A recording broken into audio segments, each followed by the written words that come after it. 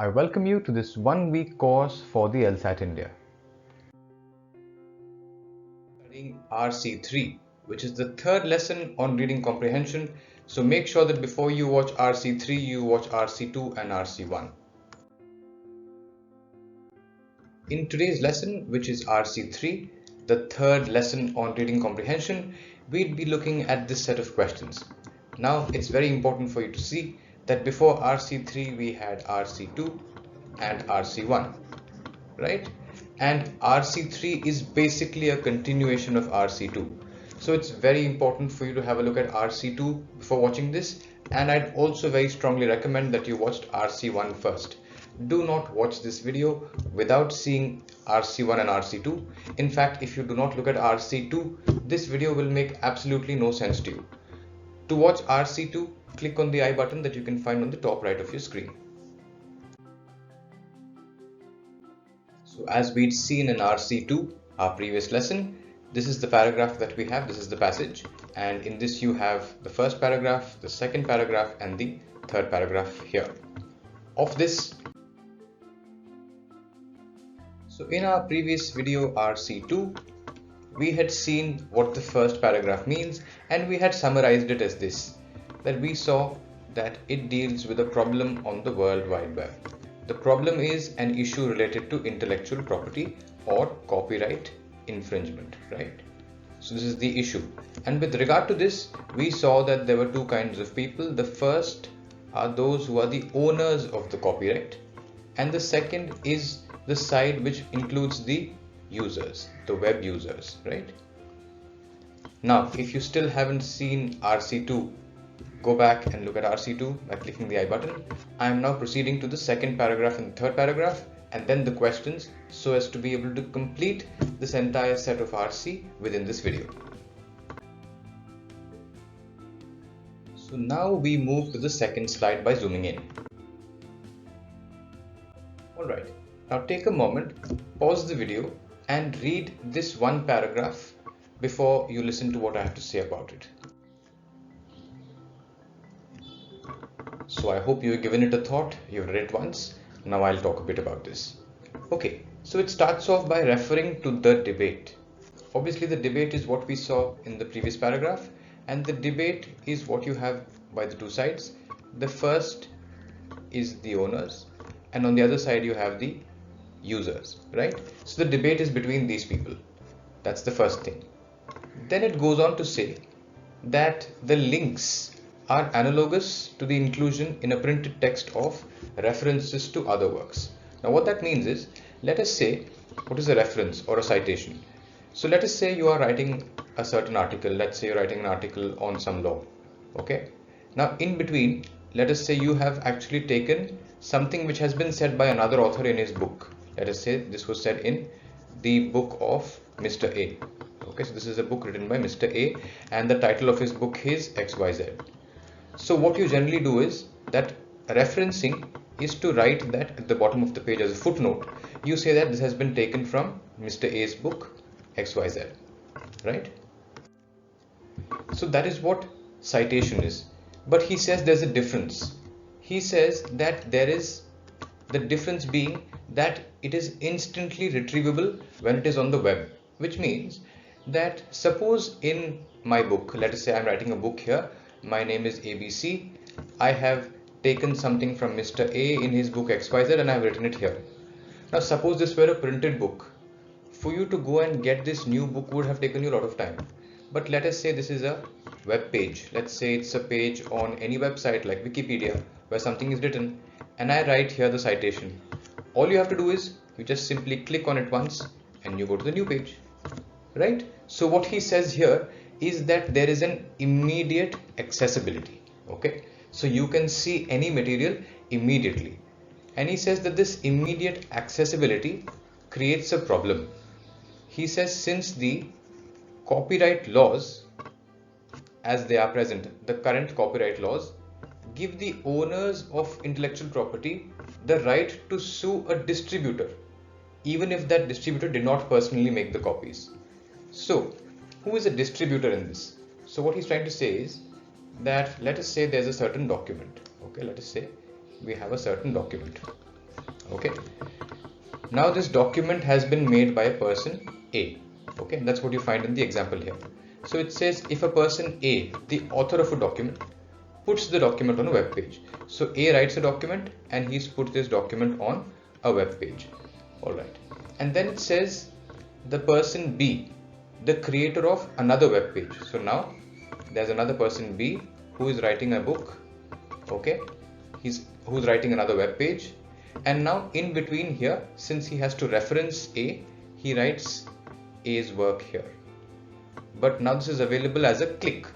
So now this page has been put up by the author, and the author is the owner, and the person who has included his link here, B is not the owner, but B is being considered a distributor.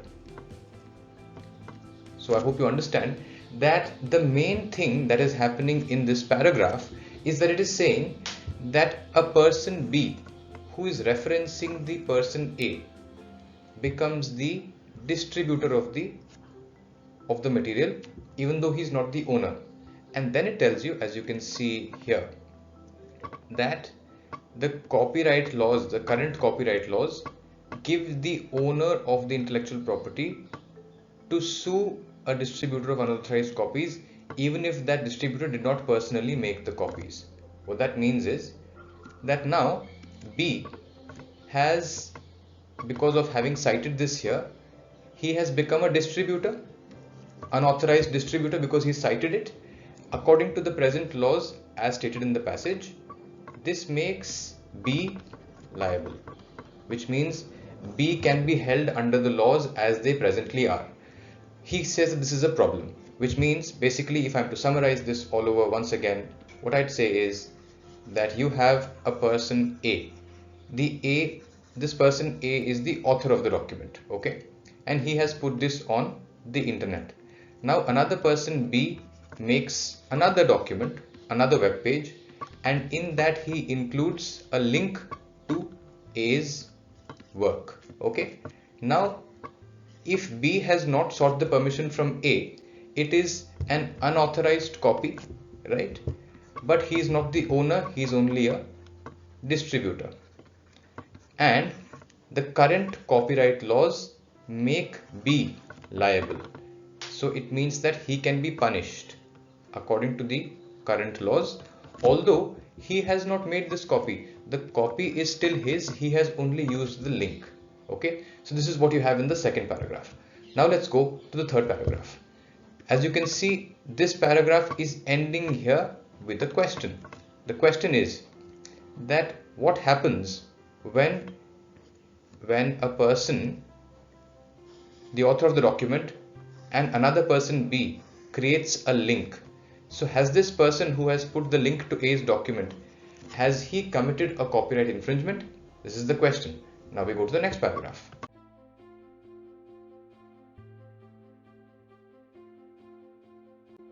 Alright, at this point, make sure you pause the video and read this third paragraph by your own self. There are a couple of important points in this. I want you to read that before you listen to my explanation, okay? So just pause the video and solve it spend some time with it until you can understand it, and only then should you listen to my explanation. Do not listen to what I have to say until you've read it once by your own self. Alright, so I think you've given it a shot. Now let's go ahead and see it together. What you can see is that it starts off by saying, to answer this question, it must first be determined. Now what is this question? The question is the question that you saw in the previous paragraph, and the question basically is that, let us say there is a person A. Okay, so A puts out his document on the internet. Now if A puts a document on the internet, then surely it will generate a link here, HTTPS, whatever, you have your link here. That's what happens. And now there's another person B. B also makes a document. Now in his document, he includes the link to A's work. So for example, many times you see that we put links of other works when we put up a web page. So he's put the link here. But let us say he has done this without seeking the authority or the permission of A, which means it is unauthorized, but he has just simply put the link of A here. Now the question that we're talking of here is that is B liable for copyright violation or not? Is it an infringement of the copyright of A or not? This is the question. Now we go ahead to see this example or this analogy that has been given here. You can see that here, starting from here, it is comparable to a telephone answering machine. Okay, so let me try to explain as to what this thing means here. So what he says is that, let's say for example, he's saying that the act of A putting his work on the World Wide Web is like A putting an answering machine to his phone. So let us say when you call A's phone, okay, and A's phone gives you a message, okay, so let us say it gives you this message, okay. Now what is the purpose of this message? This message is for anybody who calls. So like you can say anyone who calls can listen to it. This is for anybody, okay. Now if B gives A's phone number to say C, so what B does is he gives A's phone number to C, and now if C calls up A, again he will also hear this message. So basically anybody who calls up A will hear this message. Similarly, what B has done is, in the case of the internet, that B has basically taken the work that has been made by A, and he might give it to C, he might give it to D, he might give it to E. So in this case he's a distributor, okay. So that's what he means to say when he draws a similarity between the telephone call and putting up something, between an answering machine and between putting up some material or a document on the internet. Now we look at something else. So what he says here is that while B's link may indeed facilitate access to the document, that A, by placing the document, is offering it for distribution. So what he says is that, let us say if this is A's document, okay, A has put up his document, and here B has also included A's link in his document. Of course, B's link, so this is the link that he's talking of, B's link helps several people see the work of A. But then what he says is that if A has put his work on the World Wide Web, if he's put his work on the internet, it means he has offered it for everyone to see. That's what it means. So if you want to keep it to yourself, don't put it on the World Wide Web. That's kind of what he's saying. So he says that therefore, even if B leads others to the document, it is actually A who controls the access to it, right? So he's saying here that although this link has been distributed by B, this page is still controlled by A. A is the person who decides what you will find on this link. A is the person who can take down the link, which means that he is the person who still has control over this page, and he has control over who can access it. And then he goes on to say that therefore, even if B, so he says that hence creating a link is not the same as distributing a copy of the document. So what he's saying here is that, let us say, if instead of being on the web, if this were an actual paperback book, okay, let us say this was a book which was in paperback, and now B were to sell an unauthorized copy of it somewhere, or if we were to put an unauthorized copy, now this is completely out of the control of A. A has no control over this new one. But as long as it is on the internet, as long as it's on the World Wide Web, A is the person who controls access to this. Whether it is seen by C, whether it is seen by D or anybody else, A is the person who completely controls it. He goes on to say that there are techniques by which one can restrict the document. So what he can do is, let us say even if B puts a link here, A can restrict all of these people from seeing his document by using a simple tool like a password. So let us say if there were a password protected link here, then A has all the power to protect this from being seen by the others, which means that he has the control. So as you can see at the top of the paragraph, it says it must first be determined as to who controls the distribution. So what you can infer from here is that although B is the person who is distributing, the power to control the distribution is still with A. He then also goes on to say that the usage of a password, he said, it still compromises the openness of the web. So the author is giving his opinion, as you can see here. He says that, let us say if A uses a password, it means now you can't freely access it. Like for example, I have given you this video for free. Maybe I could have made it a private video and charged you money for that, in which case I would have in some way compromised the freedom, to some way have compromised how easily it is available and the openness of the web. So he says, although a password compromises the openness of the web somewhat, but it is not as bad as the threat of copyright infringement litigation. What that means is that, let us say now there's B. Okay, now B has put the link to A's work here, and now he has sent this to B, to C, D and E. Okay, now if A puts a password here, then B obviously cannot share this with anybody. So he says this has affected the openness, but then he says it is still much better than B having to suffer the trouble of litigation, which means basically being sued in the court. So he says that this solution, the solution of a password, such a solution, although it compromises the openness of the web, at least it is better than having to suffer from copyright infringement litigation. And then you can see that at the end he is giving you his opinion or his conclusion. And let me tell you as to how you can find out that this is his opinion. He says that changing the copyright law to benefit owners of intellectual property is ill-advised. So we again recollect as to what the debate was. We had a debate. Okay, the debate was that on the one hand you have the owners of the copyright, on the second you have the web users. What do the owners want? The owners want the law, the copyright law, to be stricter, right? And the web users want that the copyright law should be milder so that it allows for freedom of access. Okay, so now he says that it is ill-advised, which means that he does not recommend it.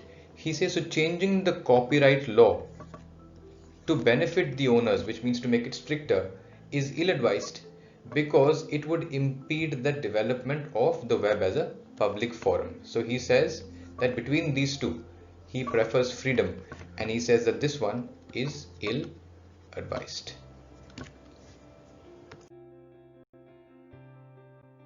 Alright, so paragraph 1 gave us the two sides of the debate, which is the issue.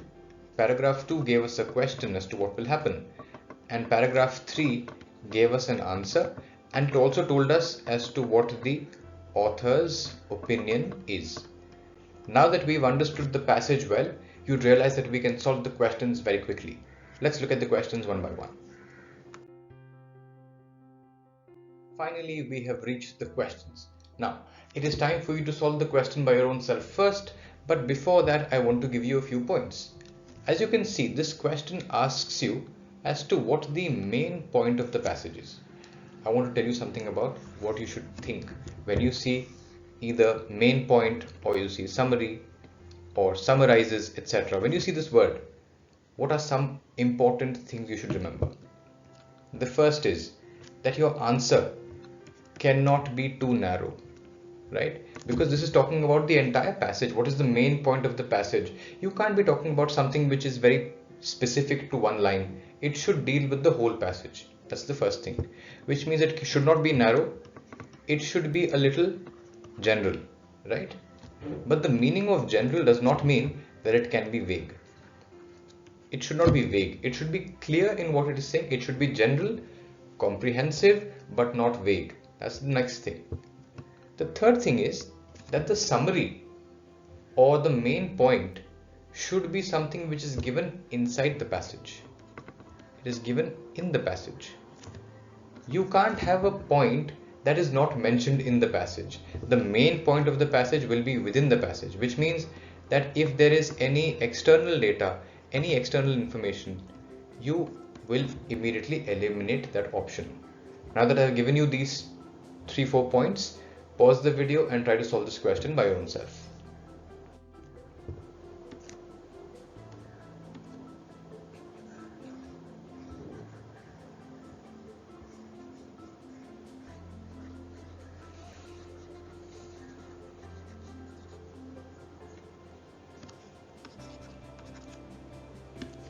Alright, so I hope you paused it and tried it by your own self. And let me give you a bit of an idea of how to approach questions on reading comprehension. Always try to eliminate the worst option. Eliminate the worst options. Once you've eliminated 2 options, you have 2 options left. One is slightly better than the other. You found your right answer. So now let me see that amongst these 4 options, which one I find the worst. Okay. When I look at option D, I find it clearly the worst of them all. Let me tell you why. It says problems concerning intellectual property rights created by new forms of electronic media. Well, our passage does talk about World Wide Web, which is a new form of electronic media, but it doesn't talk about all kinds of electronic media. It is very specific about the World Wide Web, which means this thing is very vague. So I don't like it.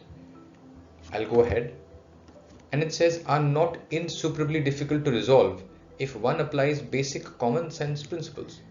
Well, there is no mention of common sense principles in the passage. Nobody's spoken of common sense, right? This is too much of a vagueness. It involves things which are not given in the passage, and therefore this is how you can smell a bad option.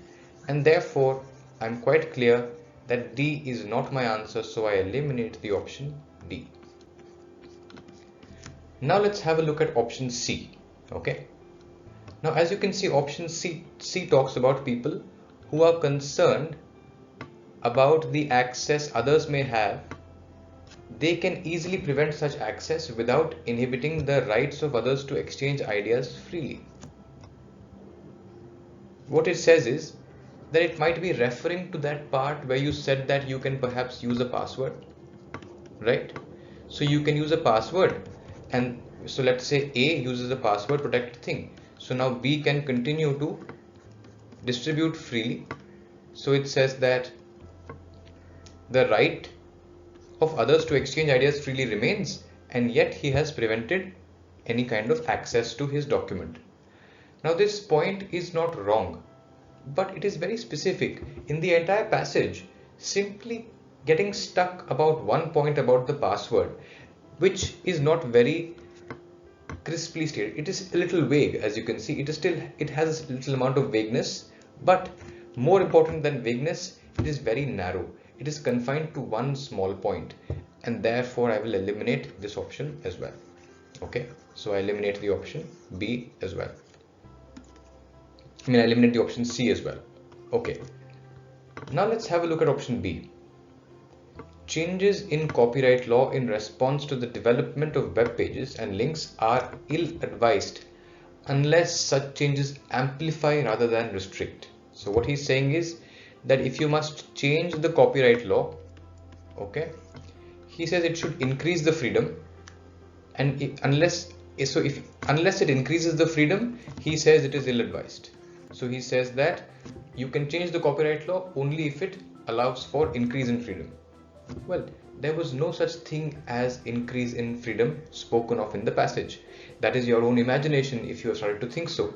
So again, this is giving you a point that goes way beyond what is given in the passage, and so I eliminate option B as well. That leaves us with option A. Let's have a look at option A and see as to why it may be the right answer. It says that since the distribution of a document placed on a web page is controlled by the author, creating such a link should not be considered copyright infringement. I think it very clearly says it talks of both the parties. It talks of the opinion. So as you can see, it talks about a document placed on the World Wide Web. And then it says that it is controlled by the author. And then it also answers the question regarding intellectual property or copyright infringement. And it says that it is not. So it has given you the entire summary or the main point of this passage, and therefore I will go with option A. Well, question number 16 is a very simple question, just testing you on your ability to understand the contextual meaning of strengthened. The answer to this is option D. It's a simple question, there's nothing for me to explain. Alright, pause the video and try to solve the question by your own self before you listen to my explanation. Okay, so I hope you paused it. As you can see, this question asks you as to what the author would be most likely to agree with. So let's first remind ourselves as to what the opinion of the author was. So we know that in our debate, we had two sides. The first is the one that says that you should reduce the freedom. The second one is the one that says that you should increase the freedom. And we saw that our author is on this side, which says that let the freedom be higher, which means that we need to look amongst these options A, B, C and D. We need to look for the one that talks about increasing the freedom, right? This is what we start off with. So let's first look at option A. Let's look at option A and what option A says. It says that such documents cannot receive adequate protection unless the laws are strengthened.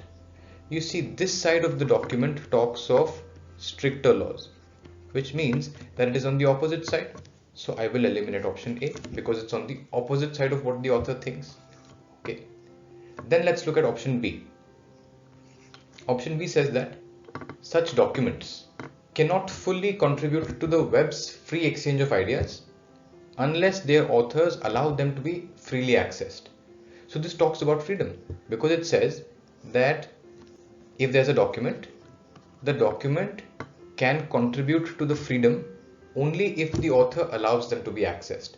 So this works. This looks like a good option. So I will at this point keep option B as a possible right answer, but I'll also have to look at the other options to decide. Let's have a look at option C. It says the nearly instantaneous access afforded by the web makes it impossible in practice to limit the access. No, he does not agree with this. In fact, the author said that it is possible to limit the access. He said you can use a password. So according to the author, if you want to limit the access, you can use a password. So obviously he does not agree with this. So I'll eliminate option C. Then I go to option D. Such documents can be protected from copyright infringement with the least damage only by altering the existing legal code. So again, the author is not in favor of changing the law.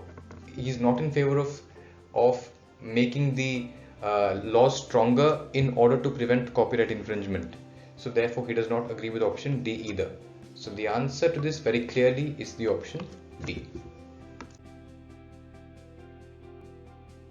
Alright, so please pause the video and try solving it by your own self before you listen to my explanation.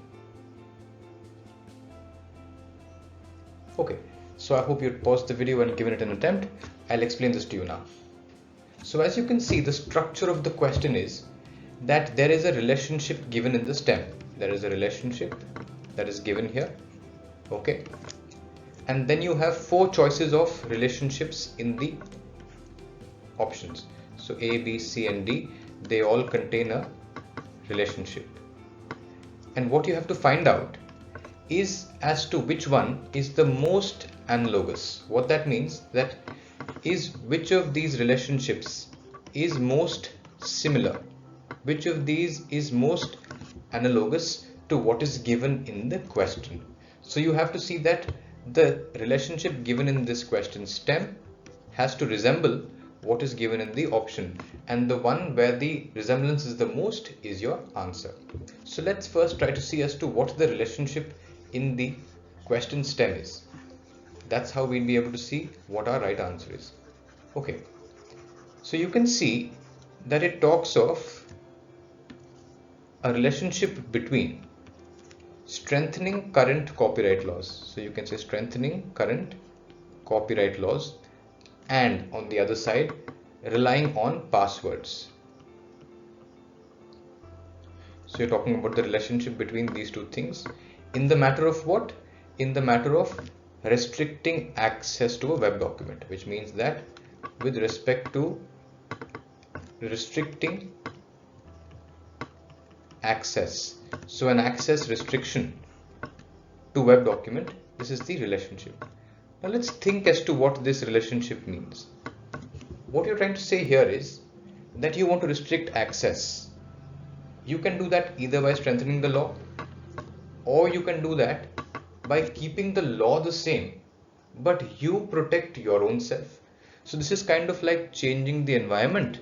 This is like changing the surroundings, whereas this is like protecting your own self. I hope you can see that changing the law is very external. It involves several other people, it involves several other things. Whereas putting a password is a very individual thing. Now, once you've seen that, I think you can very clearly see that you are talking about something where there is a danger, right? What you're trying to say here is that there is always the danger of somebody looking at your data, which you want to access, for which you want to restrict access. Now, you can either avert that danger by changing the law, or you can put a password. Now, when you look at the options, it's quite clear that this thing about protecting oneself is something that you can find in this sports example here. You can see here that, let us say your purpose is safety. Like there the purpose was to restrict access. Now either you can say, for increasing the safety, you say don't play the sport, let's end the sport. Or you can say, you can go ahead and wear a helmet, it's like a password. So this looks good to me, and this is the answer. Let's have a look at why some of the others are not the answers as well. Okay, if you see passing a law and enforcing the law, there is no such thing like the structure that we saw previously. It's a very obvious bad answer. It's a very bad answer. Here you see outlawing the use of a drug and outlawing its sale. You see, outlawing its sale is not like a protection that is taken by an individual person. You see, outlawing the use of the drug, well, this is like a law. And on the other side, outlawing its sale, this is also external. These are all both very environmental factors. Whereas the difference between the law and the password, which is what we have in the question stem here, the password has to be individual. Now the individual does not decide the sale.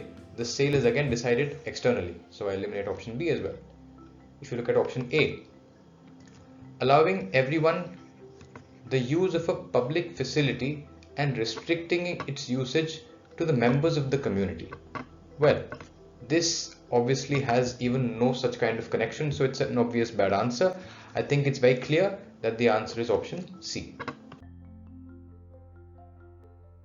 Alright, so pause the video and try solving the question by your own self before you listen to my explanation. Okay, so what you can see here is a very important word. This word is implies. Remember the significance of this word. This is not just another word. When you see the word imply, what that means is that the question is asking you about something which the passage does not very clearly state, but it points towards it, right? That's what the meaning of implying is, that something is said, that thing points towards something else, right? Although it has not been stated very specifically, it points towards that, it indicates that, it signals that. This is what you understand by an implication. That's what you mean by imply, which means that what you find out of these four as your correct answer will have to satisfy two things. First, it should obviously not be contrary to the passage. It should be according to what has been said in the passage, which I will say it is not contradicting. It should not go opposite to, there should be no contradiction, that is. It should not go opposite to what has been said in the passage, which means that there should be no contradiction. That's the first thing. The second thing is that it should not have been clearly stated in the same words. It should not be something which is just taken out of the passage, because here you're looking for something which is implied. Now that we have these two guidelines, let's look at the options one by one. Okay, so let us start with, say, option D. Okay, let's say we look at option. So we look at option D. Now it says that those who create the links have the primary control over those who read the documents. Now, in accordance with the passage, yes, it is not contradictory. It is not contradicting. So it satisfies the first test, true. But when I think of the second test of whether it is not stated as such, it fails this test, because this has been given directly in the passage. Like from the passage, it is very clear that this has been stated there. And since it has been stated, it is not an implication. It's a straight fact which has been directly made. Whereas when something is implied, it should have been only pointing towards that. And therefore, since it's failed the second test, I will eliminate the option D. Okay, so let's again now see the other options with respect to this twin test of these 2 points. Okay, let's look at, say, option B. Okay, the person who controls access to a web page should be considered the distributor of the document. Now this is contradictory. Okay, because the passage never says that the person who controls it is the distributor. It says that the person who controls is the owner, which means this is a wrong option. It contains wrong facts. So therefore I will eliminate option B as well. So not even option B is the answer. Then perhaps let us say we look at option C. Okay, it says that the rights of privacy should not be extended to the owners of intellectual property placed on the web, which means that, let us say, a person, an author A, has gone ahead and placed it on the World Wide Web. It says, let us not give him the right of privacy. Well, it does look like something that the passage implies. It looks like a good option, because he's not directly said, do not give them right to privacy, but he said something like that by saying that it is like putting an answering machine on the phone, that anybody can see it, which means that once you've put it there, you've done it for the purpose of others seeing it. So don't talk of privacy. C looks like a good option. So perhaps I will keep it in the reckoning. So I will keep it as a possible good option. Now let's look at option A. It says there are no creators of links to web pages who are also owners of intellectual property. Well, this is a wrong thing to say. It is factually incorrect. This is not given in the passage. So C is the very obvious and sure right answer. Alright, so pause the video and have a look at question 20. It's very simple. In fact, it is based directly out of what we discussed in our previous question. Just pause the video and give it an attempt. So as you can see, what he's asking us is that with regard to the debate relating to whether freedom should not be there or whether freedom should be given, he says, what is the relevance of this telephone answering machine? What is the use of this example? As you can see, we just discussed that the point was that, like when a person puts up an answer on the answering machine, the very purpose of that is to make it free, to make it freely available for anybody to see it. He says, similarly, when anybody puts anything on the internet, it is to be made available freely. So as you can see, this is the option D, right? Such messages have purposely been made available to anyone who calls on that phone number, which means that if somebody puts his content on the World Wide Web, right? Like somebody has now puts his data on the World Wide Web, he has purposely made it available to anybody. That is the point, and therefore D is the answer. Look at the other options. it's very clear that they are not the right answers. I will not need to discuss any further about these. Alright, question 21 has some good things to teach you. So pause the video and try solving it by yourself. Make sure you give importance to the words because these words have a significance. It's important for you to understand the precise meaning of the words. Of course, I will discuss this with you once you take a few minutes to solve it by your own self. Pause the video and give it an attempt.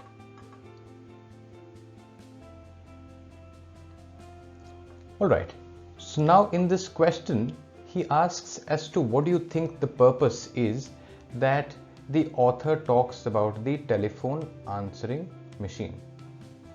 Now this is basically an example, right? He gives you an example of something which is seemingly similar, right? So this is what we know this is.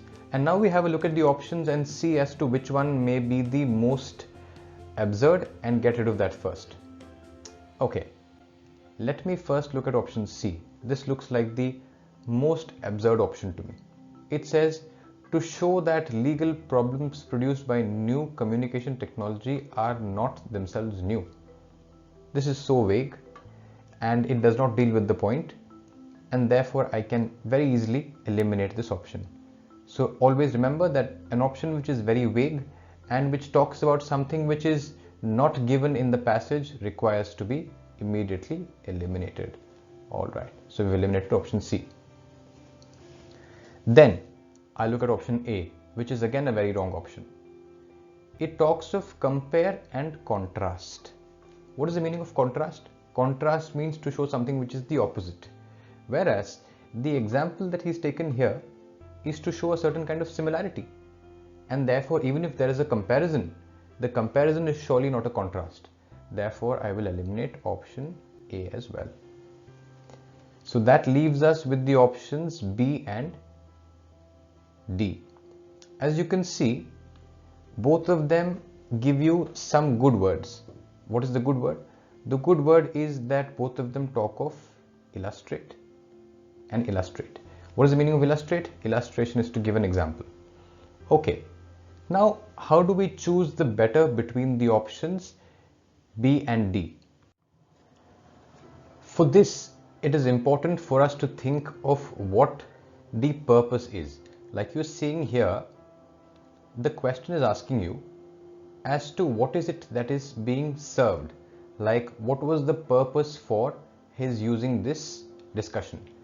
You might remember that paragraph number 2 asks a question, right? And the purpose for this is to answer the question, right? So there's a debate and that debate has to be answered. And for answering that debate, he has offered an example. And therefore you can see that option D is the better option, because here it tells you that it's giving you a basic principle through an example. So it's illustrating the basic principle which should help answer the question. Whereas when I look at option B, which is quite a good option, but it does not actually talk about the purpose to the same extent that option D does. So option D is a better answer than option B. So it's important for you to remember that sometimes some options may look good, but you are required to choose the best of them, and therefore option D is the answer. So question 22 is a very simple question. Question 22 basically talks about the present copyright laws, and if you go back to the passage, you'd see that it uses the word current copyright law, right? And once you see what the current copyright law does, it's very clear that the current copyright law allows for the author to sue anyone who distributes the document without authorization. So there it uses the word unauthorized, here it uses the word without permission. It's just the same thing that has been paraphrased, said in new words. So the answer to this is option D. So with this, we've solved this set of 8 questions. And so in the course of RC1, RC2 and RC3, I think I have been able to communicate to you several of the tools, tips, strategies and points that are needed to not just solve this question, but almost all RC questions in general. Of course, we will be having 4 more lessons in the series on reading comprehension, and by the end of that, you'd be very strong in your ability to solve reading comprehension. I hope this lesson made sense to you. In case you have any questions, you can ask them in the comment section below, and I'd be happy to answer them. I wish you all the best.